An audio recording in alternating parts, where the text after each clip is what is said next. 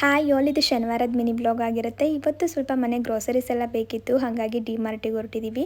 ನಾನು ಶಾಪಿಂಗ್ ಹೋಗೋಕ್ಕಿಂತ ಮುಂಚೆ ಮನೇಲಿರೋ ಗ್ರೋಸರೀಸ್ನೆಲ್ಲ ಚೆಕ್ ಮಾಡಿಬಿಟ್ಟು ಒಂದು ಲೀಸ್ಟ್ ಮಾಡ್ಕೊಂಡು ಬಿಡ್ತೀನಿ, ಯಾವ್ದು ಬೇಕು ಯಾವ್ದು ಬೇಡ ಅಂತ ಹೇಳಿ. ಯಾಕಂದರೆ ನಾವು ಅಲ್ಲಿಗೆ ಹೋದ್ಮೇಲೆ ಬೇಕಾಗೋ ಪದಾರ್ಥಕ್ಕಿಂತ ಬೇಡದಿರೋ ಪದಾರ್ಥಗಳನ್ನೇ ತೊಗೊಂಡು ಬಂದುಬಿಟ್ಟಿರ್ತೀವಿ. ಬಿಲ್ಲಿಂಗ್ ಸೆಕ್ಷನ್ಗೆ ಹೋದ್ಮೇಲೆ ಗೊತ್ತಾಗೋದು ಇಷ್ಟೊಂದೆಲ್ಲ ಪರ್ಚೇಸ್ ಮಾಡಿದ್ದೀವಲ್ಲ ಅಂತ. ಹಾಗಾಗಿ